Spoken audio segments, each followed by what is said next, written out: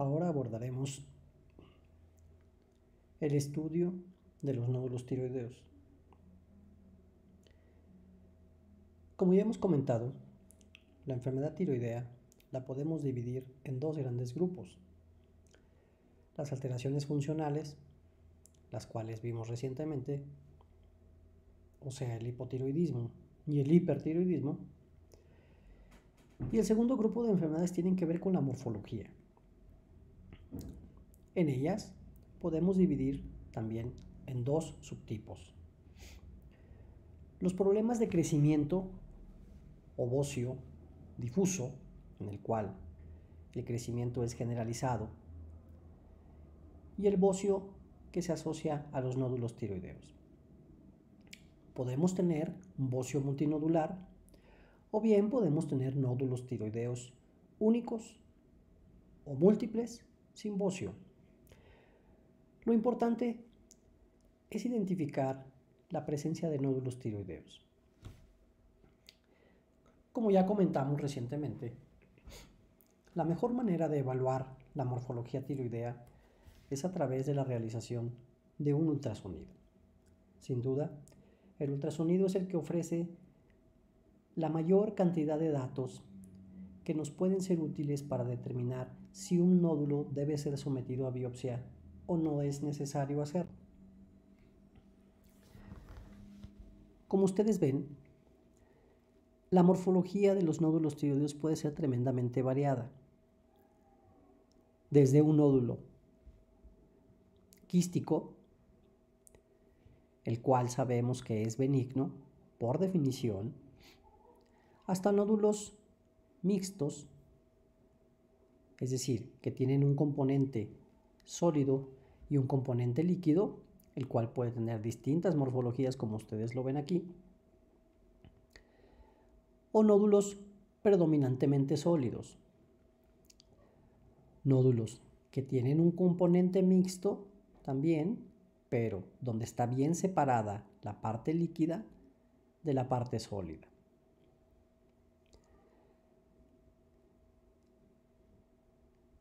Las características de cada uno de estos nódulos nos permitirán definir qué tanto riesgo de malignidad hay en ese nódulo, porque a fin de cuentas lo que más nos interesa es contestar a la pregunta si la bola es benigna o bien constituye el asiento de un cáncer.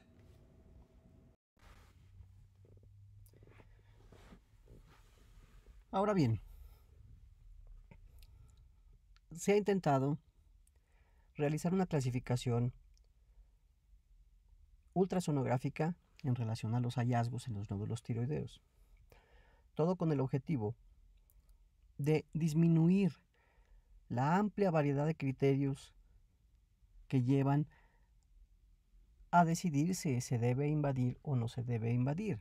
Básicamente, si nosotros debemos proceder a realizar una biopsia de ese nódulo o el manejo conservador y la vigilancia es lo que procede.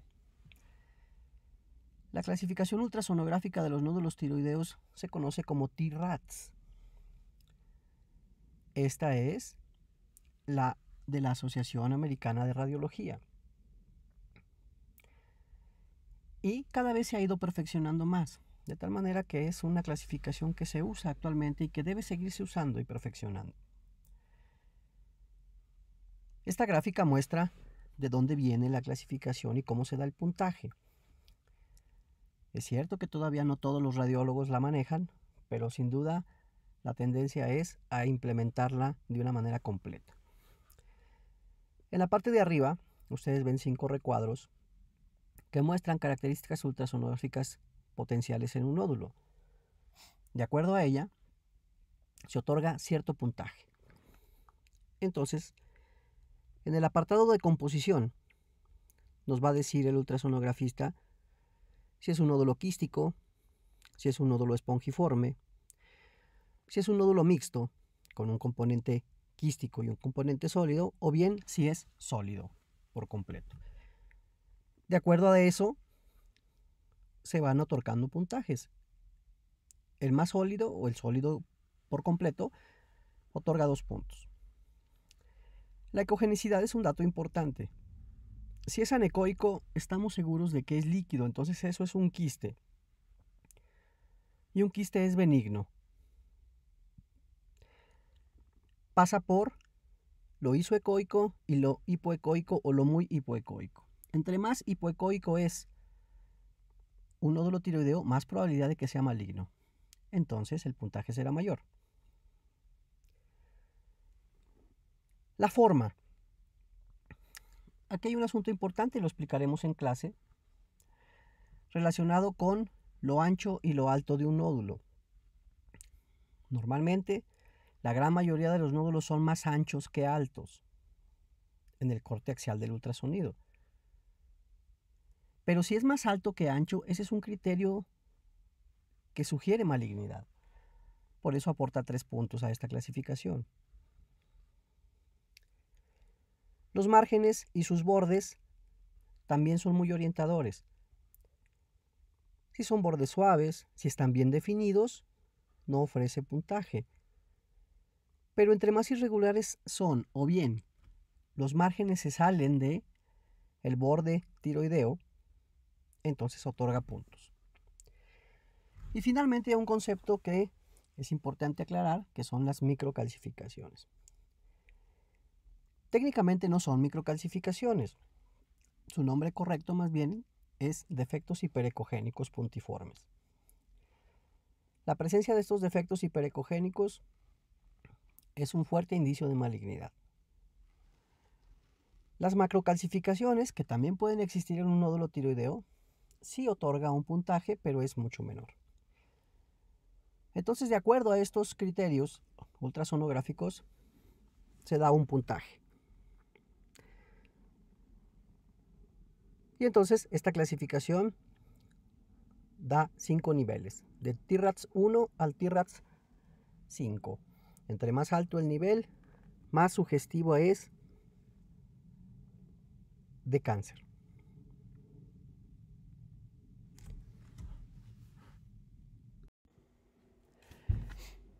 Algunas causas de nódulos tiroideos las tienen ustedes en la siguiente lámina. Los benignos, un bocio multinodular, una tiroiditis de Hashimoto puede ser causa de nódulos tiroideos y frecuentemente lo es. Un quiste simple o un quiste que sangra, adenomas foliculares, tiroiditis subagudas. Todos estos procesos inflamatorios pueden dar origen a nódulos tiroideos. Los nódulos tiroideos que son malignos, obviamente, pues se trata de cáncer. Estos son los principales tipos de cáncer tiroideo.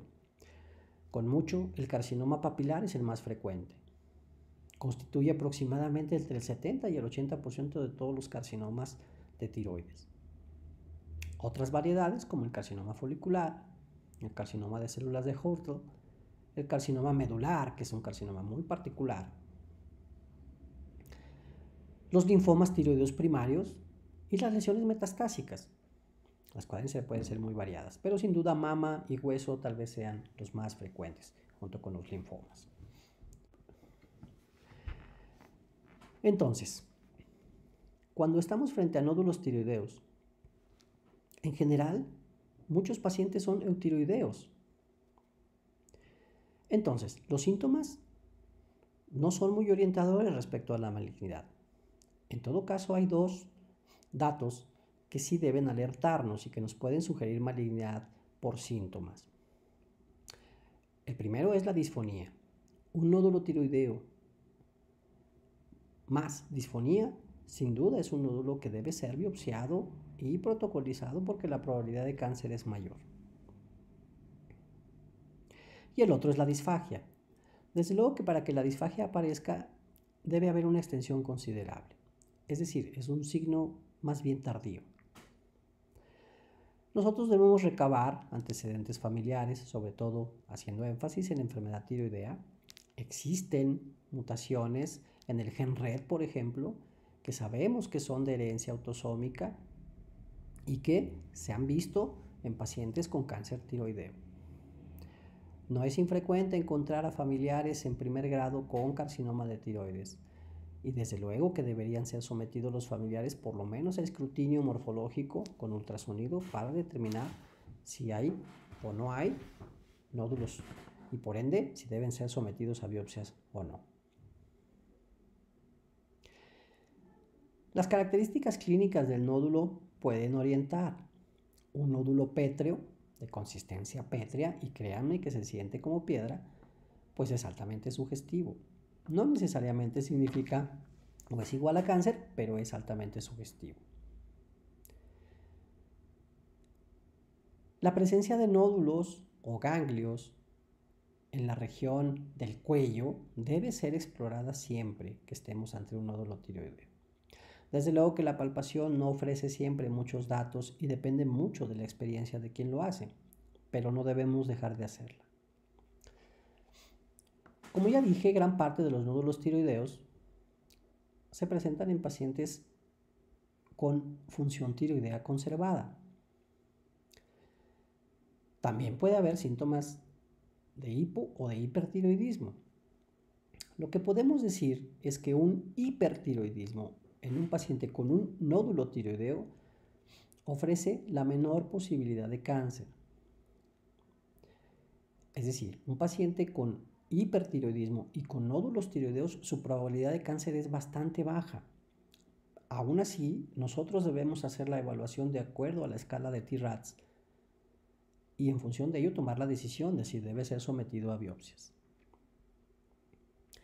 Aparentemente hay algunos factores que incrementan el riesgo de cáncer. La historia familiar de irradiación o la historia personal, de irradiación en cabeza o cuello sabemos que incrementa el riesgo de cáncer. Actualmente, con la realización de manera cotidiana y más intensiva de mastografías, por ejemplo, hay que hacer mucho hincapié en la protección del cuello a la hora de hacerse el estudio de mastografía. Son pacientes que se están sometiendo a mastografías ya desde cierta edad, casi cada año o cada 2 años. Entonces, ese es un asunto muy importante a considerar. Síndromes genéticos como la neoplasia endocrina múltiple deben ser interrogados. Nódulos tiroideos en menores de 20 años, así como nódulos tiroideos en mayores de 70 años, parecen incrementar el riesgo de cáncer. El sexo masculino parece ser más proclive al desarrollo de cáncer. Si el nódulo está creciendo, quiere decir que está cambiando, entonces debe ser evaluado. Entre más firme y dura sea la consistencia, más probabilidad de que el cáncer esté presente. Si hay ganglios, sobre todo si estos son palpables, es altamente probable que estemos ante un cáncer. Todos estos datos nos permiten tomar una decisión de qué tan invasivos ser respecto a un nódulo tiroideo, sobre todo tomando en cuenta que muchos nódulos tiroideos son encontrados de manera accidental, es decir, se les hizo un ultrasonido de cuello por alguna otra razón en busca de algún otro dato y ahí se encontraron nódulos.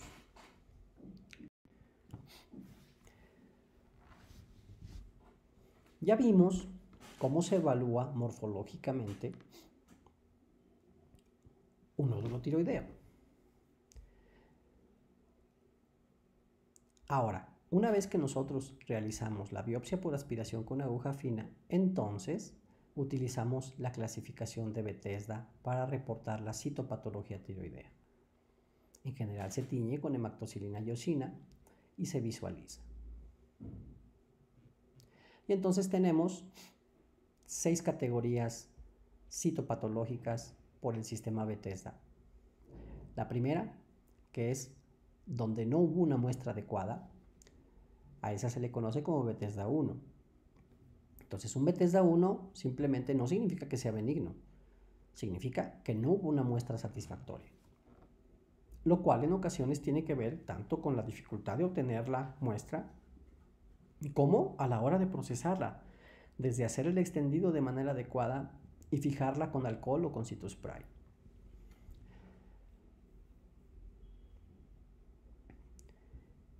El Bethesda 2 constituye un nódulo benigno. Si nos reportan un Bethesda 2, estamos hasta en un 3% cuando mucho de un riesgo estimado de que eso sea un cáncer, es decir, es extremadamente bajo.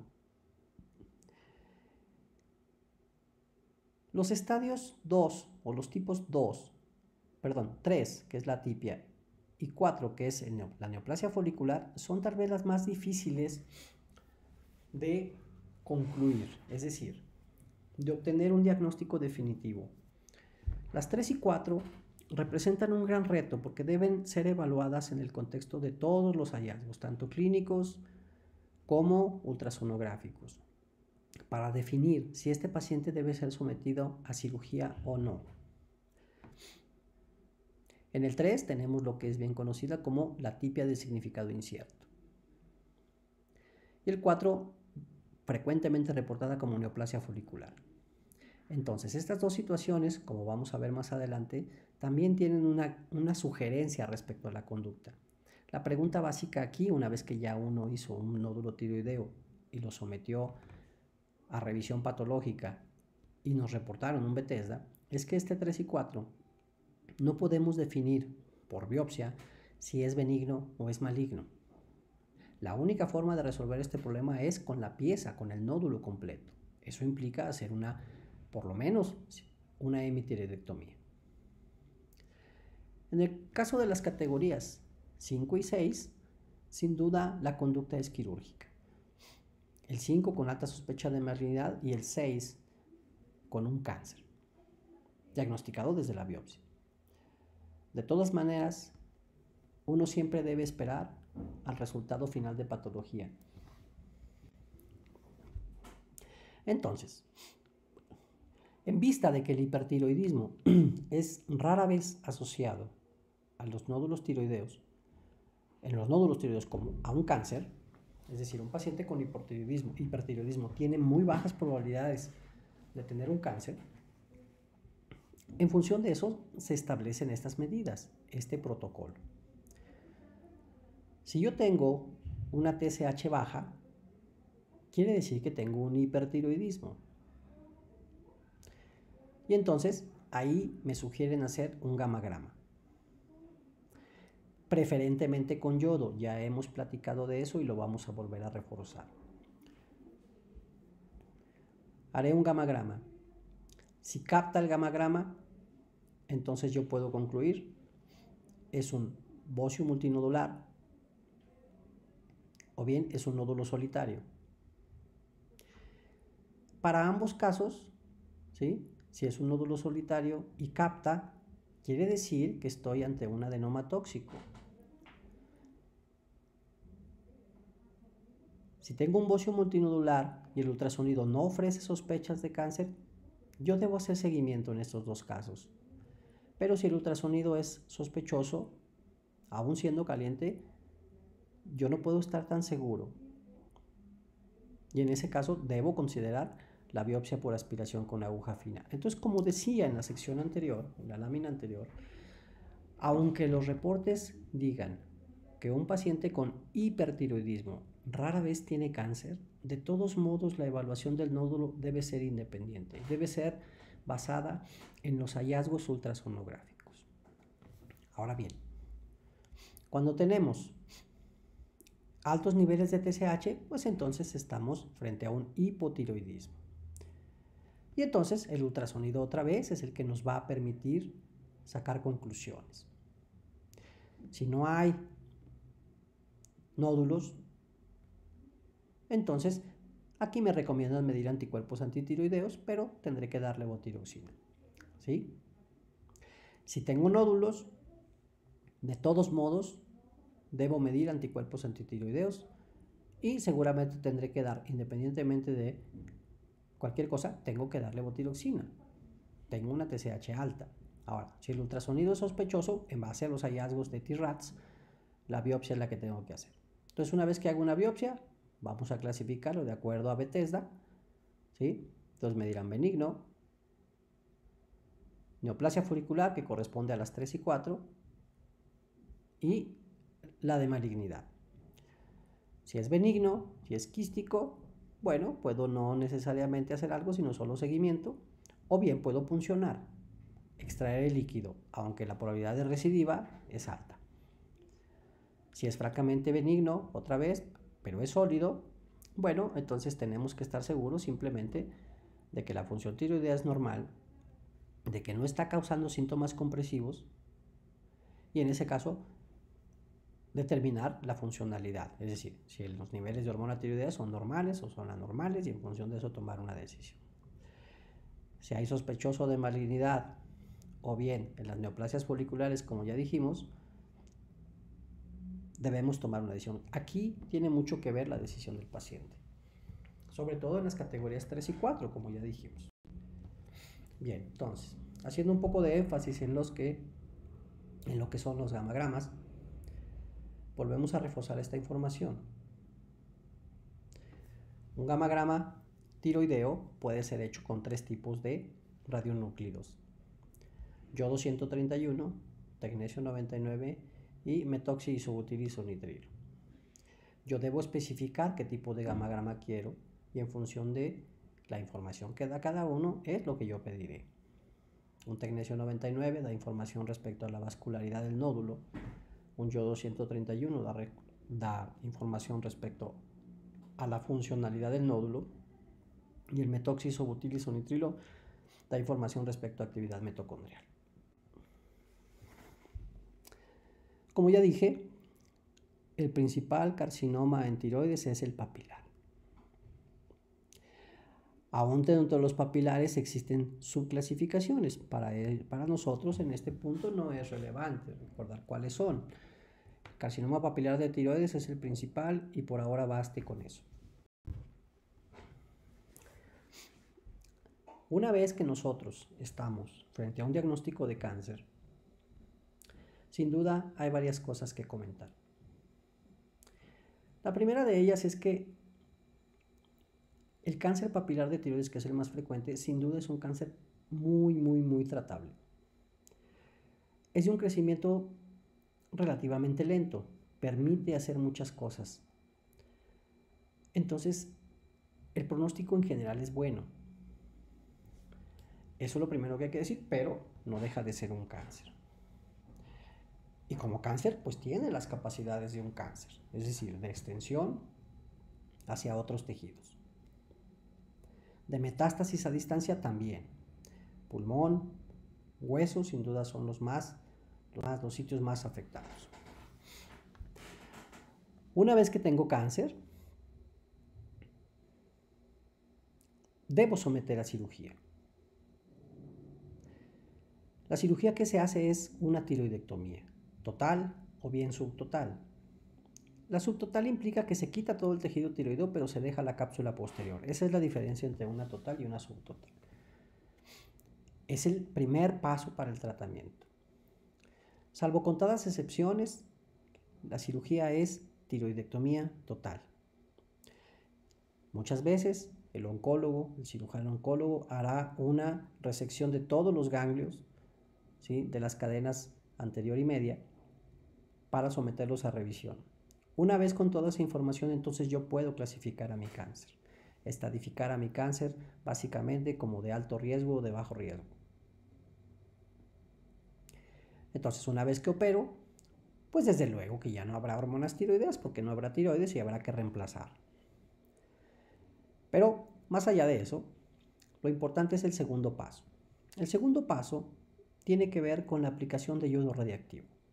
Entonces, una vez que el paciente es operado, debe ser sometido a ablación con radioyodo. Las dosis son mucho más altas. Y entonces, se dice que los tumores menores de 1 centímetro en general no requieren yodo. Se considera de bajo riesgo. Bajo riesgo o riesgo intermedio, 30 milicuries es algo sugerido. Y si es bajo riesgo intermedio, también puede ser con 100. Estas dos conductas todavía no están definidas para todo mundo, ni en todos los hospitales, ni en todos los países. La conducta habitual clásica ha sido aplicar 100 milicuries de yodo. Recientemente, y cuando digo recientemente me estoy refiriendo entre los 5 o 8 años anteriores, de entonces para acá, se ha intentado dar dosis menores de radioyodo y aparentemente los resultados son similares. Creo que todavía falta tiempo para sacar una conclusión definitiva. Ahora bien, si estamos ante un cáncer de alto riesgo o bien ya con extensión extratiroidea, ¿sí? Sobre todo fuera del cuello, entonces la dosis alcanzará los 150 milicuries. Eso es lo que se hace. Entonces, primer paso, cirugía. Segundo paso, aplicación de radioyodo. Ahí termina esta primera etapa de tratamiento del paciente con cáncer de tiroides. En un segundo tiempo, lo que vamos a hacer es el seguimiento. El seguimiento podrá variar de acuerdo a si es bajo riesgo o alto riesgo, pero lo más importante es que sepamos que existen 3 herramientas para el seguimiento del paciente con cáncer de tiroides. Ultrasonido, tiroglobulina y rastreos corporales totales con yodo. Estas son las 3 herramientas fundamentales para el seguimiento del paciente con cáncer. Se trata de que por ultrasonido no haya tejido visible. Se trata de que no haya tiroglobulina o esté extremadamente baja, puesto que si está alta quiere decir que hay tejido tiroideo residual. Y tercero, debe haber una tiroglobulina, como ya dije, baja, un ultrasonido negativo y un rastreo, corporal total sin evidencia de tejido tiroideo. Si un paciente cumple con esos 3 requisitos, entonces podemos decir que está en control. Este es el tratamiento general del cáncer de tiroides.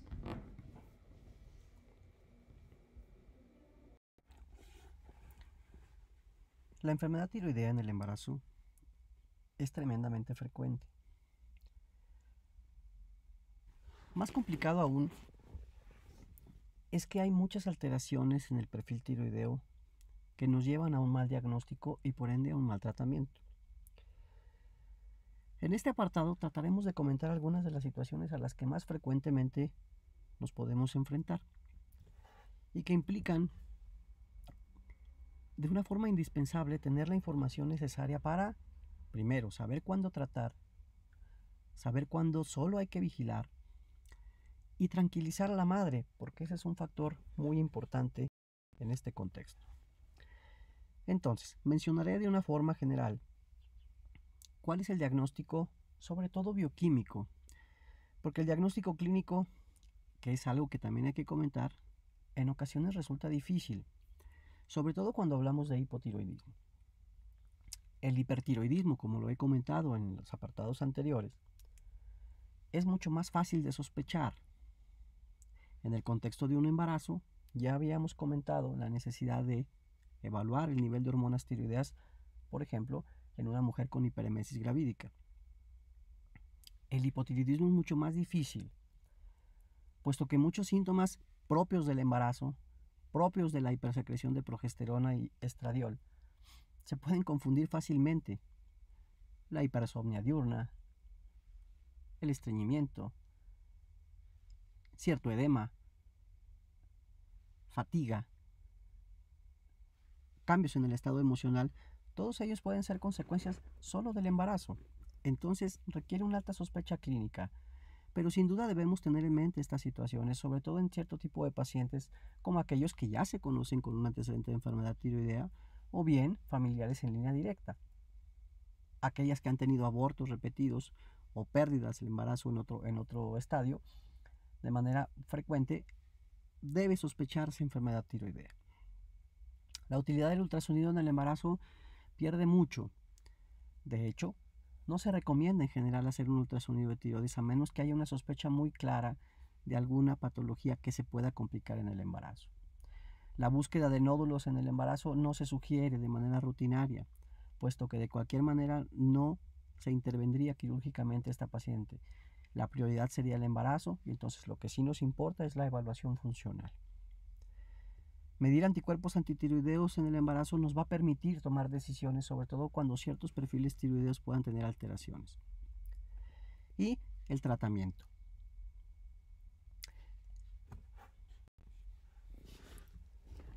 Este esquema nos resume las conductas sugeridas en relación a la enfermedad tiroidea y el embarazo. Ya mencioné los pacientes con mayor riesgo, a las que se les debe hacer una evaluación del perfil tiroideo. Las decisiones serán tomadas en función de la determinación de TSH, de la medición de estos niveles de hormona estimulante de tiroides en sangre. Es altamente recomendable medir anticuerpos antitiroideos y también medir las fracciones libres, como ya lo he comentado en secciones anteriores. Es importante que hagamos notar cuál es el valor máximo normal y si siguen siendo los mismos valores para una mujer que no está embarazada o una mujer que se encuentra ya en el estadio de embarazo. Aquí es importante aclarar algunas cosas. Los valores normales de TSH pueden variar de un laboratorio a otro. La manera correcta de hacer un rango de referencia sería mediante estudios epidemiológicos, evaluando a múltiples pacientes en una sola región. Desgraciadamente no siempre contamos con esta herramienta. Entonces, para fines de nuestra plática, nos apegaremos a los valores sugeridos por el perfil tiroideo del que estemos hablando, del laboratorio al que hayamos enviado nosotros la muestra. Hay laboratorios que te pueden desglosar de acuerdo, por ejemplo, al nivel del embarazo. Estamos en primer trimestre, en segundo trimestre, en tercer trimestre y son rangos diferentes de TSH. Si los tenemos, debemos apegarnos a ellos. Si no nos reportan desglosado por duración del embarazo, entonces tomaremos el rango de referencia común. Y entonces, si tenemos valores de TSH menores de 0.1, en general estaremos ante una muy probable tirotoxicosis y entonces debemos abordar a esta paciente desde esa perspectiva. Como yo ya les dije, entre paréntesis, es mejor medir el rango de TSH junto con los valores de T3 y T4 libre desde un principio para estar seguros de que estamos hablando. Y entonces si estamos ante una TSH suprimida, pues repito, en esta situación tenemos que abordar pues el tratamiento, el diagnóstico de un hipertiroidismo. Si nos encontramos ante cifras de TSH entre 0.1 y 2.5 miliunidades por litro, estaremos ante unas cifras de TSH normales. En ese caso, no se necesita un seguimiento adicional. Si estamos ante cifras de 2.5 a 10 miliunidades por litro, aquí la conducta se divide en dos. Esta conducta va a depender de los niveles de anticuerpos antitiroideos. ¿Están presentes o no están presentes? Fundamentalmente los anticuerpos antiperoxidasa tiroidea, anti-TPO. Y entonces, si tengo anticuerpos positivos y tengo una TSH entre 2.5 y el valor máximo normal del que estemos hablando, vamos a tomar 4 para la mayoría de los estudios de los que nosotros disponemos en la región. Si estamos ante esta cifra, hay que considerar el tratamiento con levotiroxina, aunque no haya una deficiencia de hormonas tiroideas como tal. Si tenemos anticuerpos positivos, pero tenemos el valor normal entre 4 y 10 miliunidades por litro de TSH, definitivamente está recomendado el tratamiento con levotiroxina. Si por el contrario no hay anticuerpos demostrables y tenemos un valor de TSH entre 2.5 y 4, como ya dijimos, no se sugiere tratamiento. Pero si está entre 4 y 10, hay que considerar el tratamiento con levotiroxina. Ustedes deben tener claro, como estudiantes de medicina, que todas estas decisiones están fundamentadas en múltiples artículos de investigación. Este cuadro ustedes lo pueden encontrar en las guías para enfermedad tiroidea y embarazo emitidas por la Asociación Americana de Tiroides en el año 2017. Ahora, una vez que hemos definido cuál sería el diagnóstico clínico, el diagnóstico bioquímico, que ya dijimos que en general durante el embarazo no se recomienda evaluar la morfología tiroidea, sino más bien centrarnos en el aspecto funcional bioquímico, entonces pasamos al tratamiento. En el caso del hipotiroidismo o de cualquiera de estas condiciones de las que he mencionado ahora, el tratamiento se hace con levotiroxina sódica, es decir, con la forma de T4. tenemos otras distintas preparaciones, pero en general el tratamiento es con levotiroxina y los objetivos son bastante claros. Llegar a una TSH en el rango que se nos solicita, dependiendo de si hay o no hay anticuerpos tiroideos presentes, sobre todo antiperoxidasa tiroidea. O bien, si no lo hay, solo la vigilancia. En el caso del hipertiroidismo, el asunto se torna un poco más complejo. Hay distintas alternativas de tratamiento, pero sin duda estas son las tres definitivas, o las tres más bien específicas. Corrijo, las tres formas específicas del tratamiento del hipertiroidismo, ya sea por enfermedad de Graves o sea por otra etiología. Las drogas antitiroideas, como ya hemos mencionado, básicamente disponemos de dos, Thiamazol y propiltiuracilo. Las dos tienen sus ventajas y sus desventajas. El propiltiuracilo es recomendado más en el primer trimestre de embarazo, mientras que el Thiamazol lo es en el segundo y tercer trimestre. En el medio en el que nosotros nos desenvolvemos actualmente, no disponemos de propiltiuracilo. Entonces, la gran mayoría de los pacientes se tratará con Thiamazol desde el primer trimestre. La recomendación de una u otra no está basada tanto en su efectividad, sino en su perfil de seguridad. Las drogas antitiroideas van a reducir el nivel de hormonas tiroideas. Van a bloquear a la peroxidasa tiroidea, como ya lo hemos mencionado en ocasiones anteriores. Las desventajas del uso de estos fármacos en el embarazo es que sí puede tener efectos adversos sobre el producto. El porcentaje varía de acuerdo a la bibliografía que uno revise. Para Thiamazol puede rondar el 3 al 4%, para propiltiuracilo alrededor del 2 o 3%. No hay mucha diferencia, aunque parece ser que con propiltiuracilo es menos severo el daño. De ahí la recomendación de utilizarlo durante el primer trimestre del embarazo. Esas son las complicaciones sobre el bebé, sobre el producto, sobre el recién nacido. Las complicaciones sobre la madre también pueden existir. La presencia de colestasis o de una hepatitis tal cual es rara, pero cuando se presenta puede ser bastante severa. Otro efecto importante es la granulocitosis, que si bien es rara también, lo es mucho menos rara que la hepatotoxicidad. Y obviamente se convierte en un problema serio. Primero, por el efecto adverso en sí. Después, porque no lo puedes volver a usar y entonces tienes que resolver qué vas a hacer en función del hipertiroidismo. El radioyodo, como radiación que es, desde luego que está contraindicada en el embarazo, en cualquier trimestre. Y entonces nos queda solo la tercera opción, que es tiroidectomía. No es muy recomendable hacer una tiroidectomía, que es una cirugía compleja, durante un embarazo.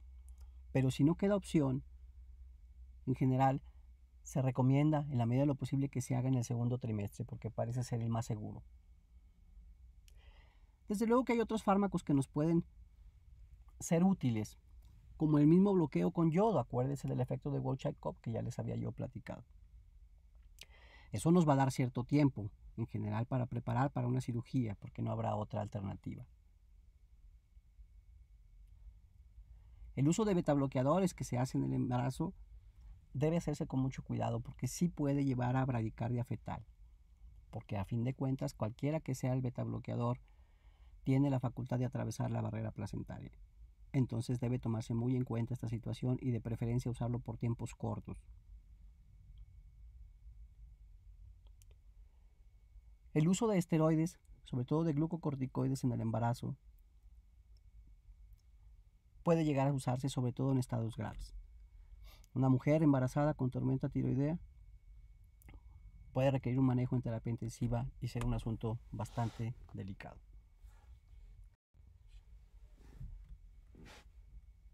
Entonces, como ustedes ven, el yodo radiactivo está contraindicado. La tiroidectomía de preferencia en el segundo trimestre. Y entonces nuestro caballito de batalla es las tionamidas.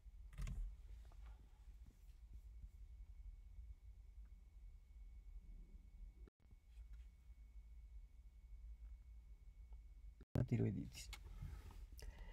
Para nuestros fines nos interesan estos tres tipos de tiroiditis. La tiroiditis subaguda, que es la variante típica de la tiroiditis, la tiroiditis silente y la tiroiditis posparto. Nos interesan estas tres variedades porque tienen presentaciones clínicas diferentes y algunas de ellas son bastante frecuentes, por ejemplo, las asociadas al embarazo. Entonces, una tiroiditis subaguda es de etiología viral y es la que tiene la tríada clásica de presentación. Primero, un estado de tirotoxicosis, de hipertiroidismo, para pasar de manera más o menos abrupta a un estado de deficiencia de hormonas tiroideas y finalmente, en un buen número de casos, retornar a una recuperación de la función tiroidea sin mayores secuelas. Claro, no todas lo consiguen y muchas de estas pacientes, porque es en mujeres mucho más frecuente, pueden quedar con una deficiencia crónica de hormonas tiroideas. En el caso de la tiroiditis silente, aquí gran parte del problema es que no avisa, no da síntomas. Por ejemplo, la tiroiditis subaguda, hay dolor. El dolor es frecuente y el dolor es un dato de alarma que nos sugiere fuertemente que estamos frente a una tiroiditis, solo que no todas las pacientes con esta patología lo presentan. En el caso de la tiroiditis silente no hay estos datos de dolor. Sí puede haber la triada, ¿sí? Más o menos en el mismo porcentaje de las cosas. Eso es lo que nos debe orientar. Y la tiroiditis posparto, bueno, primero el antecedente de que hubo un embarazo recientemente resuelto. El dolor puede aparecer, no es muy frecuente. Y básicamente los síntomas tienen más que ver con hipo o con hipertiroidismo. Y si hay una variación muy rápida y cuando digo muy rápida me refiero a semanas, 2, 3 semanas, de un estado de hiper a hipo, la sugerencia que nos debe saltar, el diagnóstico que nos debe saltar es la presencia de una tiroiditis. Tienen ustedes ahí las incidencias y las etiologías probables. Como ya dije, en el caso de la tiroiditis subaguda, la viral es la etiología más probable. En el caso de la silente, sí, la autoinmunidad parece ser la más probable. Y en la tiroiditis posparto, sin duda, hay un factor autoinmune presente. ¿Cuáles son los hallazgos de laboratorio, además del asunto tiroideo, que nos pueden ser útiles? Bueno, la velocidad de sedimentación globular frecuentemente se encuentra acelerada. Otros reactantes de fase aguda, inflamatorios como la proteína C reactiva, también están incrementadas. La presencia del dolor o no, como ya dijimos. Anticuerpos antitiroideos pueden estar presentes, pero habitualmente en títulos relativamente bajos para el rango de referencia. Si lo compara uno con la tiroiditis silente o incluso con la tiroiditis posparto, donde los niveles de anticuerpos, sobre todo antiperoxidasa tiroidea, se encuentran mucho más elevados. Ahora, probablemente yo pueda identificar una tiroiditis en principio de una manera más fácil y me cueste más trabajo identificar la etiología de la tiroiditis. Dentro de los estudios de imagen que son prácticamente diagnósticos de una tiroiditis se encuentra aquí sí el gamagrama tiroideo. El gamagrama tiroideo es inconfundible porque lo que sucede ante una tiroides inflamada es que pierde su capacidad para captar.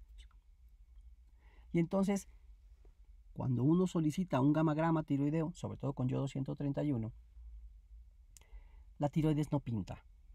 Y si la tiroides no pinta, definitivamente estamos ante la presencia de una tiroiditis.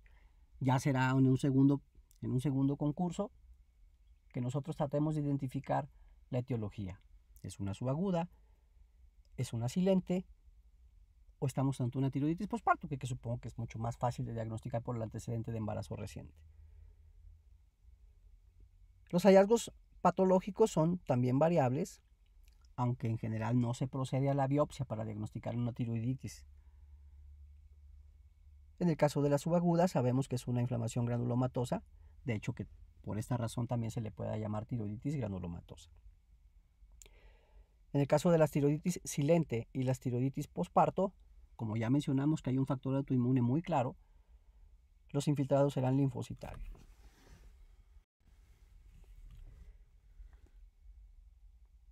El diagnóstico diferencial, bueno, desde luego que siempre estará en el hipertiroidismo, porque habitualmente la primera fase de datos clínicos que los pacientes presentan es el de tirotoxicosis. Entonces nosotros debemos considerar la posibilidad de que estemos ante un Graves en fase inicial o bien ante una tiroiditis. El dolor puede orientarnos mucho en este momento.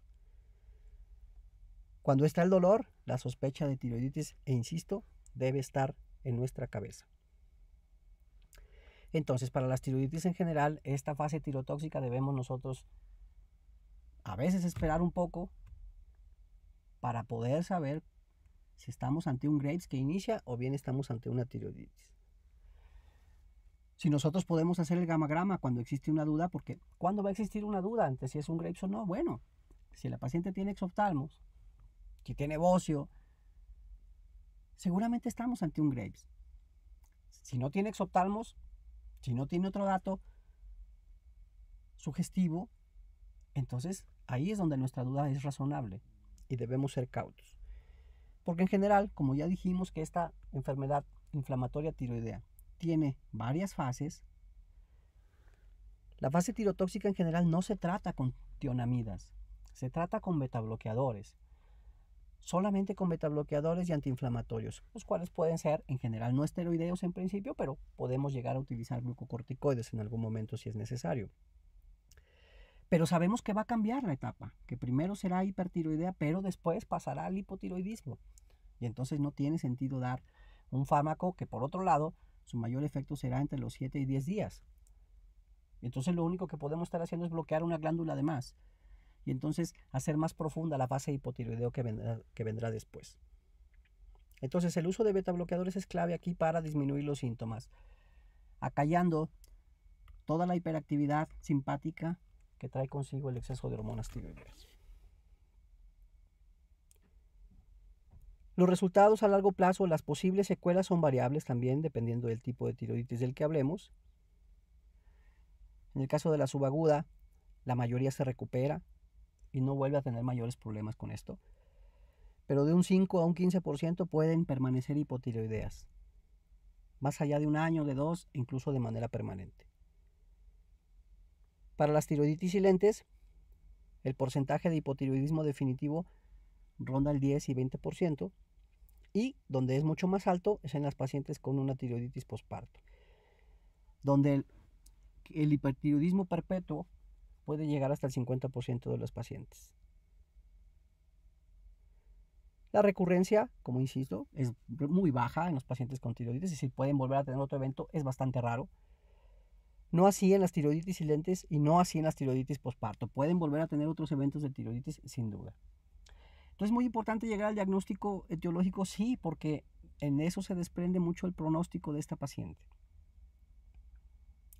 Las tiroiditis son relativamente raras, pero no había que perder de vista que es posible que muchas de ellas no sean diagnosticadas de forma adecuada. Entonces, tener en mente el diagnóstico es fundamental para no pasarlas por alto.